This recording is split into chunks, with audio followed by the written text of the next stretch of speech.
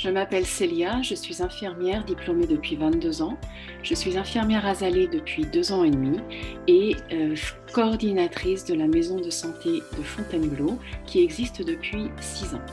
Depuis 2 ans, la FEMASIP m'accompagne dans ma formation de coordinateur de groupement pluriprofessionnel de soins ambulatoires sous le tutorat de l'EHESP.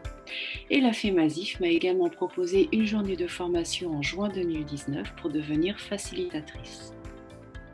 À quel moment se sent-on prêt à devenir facilitateur?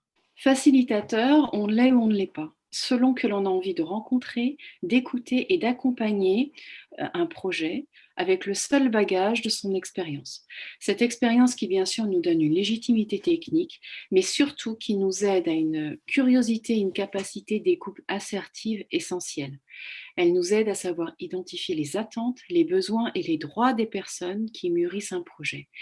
En revanche, la facilitatrice reste neutre, ferme, juste et empathique. En quoi la facilitation est-elle une aide pour les équipes? La facilitation aide les équipes, quel que soit le stade de maturation du projet qu'elle mène. C'est-à-dire que c'est la facilitation qui va s'adapter à chaque équipe et à chaque projet dans sa spécificité. Quand le projet est naissant, par exemple, la facilitation peut aider l'équipe à hiérarchiser les actions pratiques, par exemple le choix du logiciel, du secrétariat, ou si le projet est un peu plus avancé, la facilitation peut aider au choix de la structure juridique ou l'élaboration de tel ou tel protocole ou de mission santé publique. À plusieurs autres niveaux, la facilitation peut aussi aider les équipes quand il y a une situation un petit peu tendue, notamment entre l'équipe soignante et les politiques du territoire. La facilitation peut intervenir ainsi pour essayer de démêler une situation qui est dans une impasse. Quel est votre rôle en tant que facilitateur? Alors, sans jamais donner une solution toute faite, ce qui ne serait absolument pas du tout le but, la facilitation crée un terrain d'échange pour aider un projet ou une équipe à avancer. La facilitation aide à la communication, elle aide à la réflexion et à la construction. Jamais la facilitatrice n'opposera sa propre pierre à l'édifice. Par contre, elle aidera au choix des matériaux pour la construction. J'ai l'expérience d'une facilitation qui finalement n'a pas abouti comme certains de l'équipe auraient voulu, c'est-à-dire qu'au cours de la facilitation, l'équipe présente a réalisé qu'elle ne pouvait pas collaborer, qu'elle n'arrivait pas à rentrer en négociation. Et voilà, la facilitation s'est finie sur ce constat. Et puis, 2 mois après, l'équipe s'est séparée. Alors, c'est pas tout à fait ce dont on rêve quand on fait une facilitation.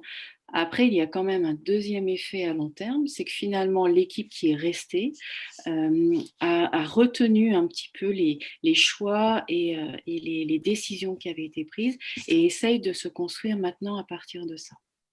Donc, il y a un deuxième effet un peu plus long. Voilà. Voyez-vous des limites à vos interventions?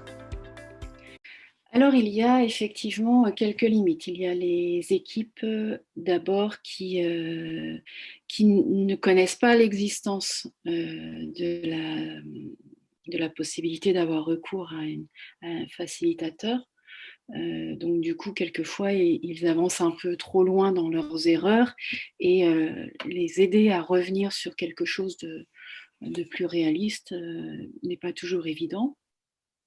Il y a aussi la méconnaissance du rôle, c'est-à-dire qu'on ne peut pas demander au facilitateur d'être là comme un juge pour essayer de, de choisir entre une partie de l'équipe qui dit blanc et une autre qui dit noir, et puis on dit bah, vous facilitateur, alors quelle équipe a raison? Ça, c'est pas non plus son rôle. Peut-être le manque d'expérience et de partage entre les facilitateurs même. Alors ça, d'abord lié au fait que moi j'ai fait 2 facilitations en 18 mois. C'est pas beaucoup. Je sais pas combien un facilitateur doit faire par an s'il est tenu à un nombre. En tous les cas, même ces deux expériences-là, j'aurais voulu les partager avec d'autres facilitateurs. Et puis bon, on n'a pas fait, mais peut-être que créer un groupe d'échange serait une bonne piste. Et une dernière limite, c'est peut-être le manque de relais, d'outils ou le manque de projection dans le temps. C'est-à-dire que jusqu'à maintenant, moi, je suis intervenue sur des situations bien précises avec derrière aucun suivi, aucune perspective. Et là, c'est un peu frustrant. Et pour finir, pour vous, qu'est-ce que la facilitation?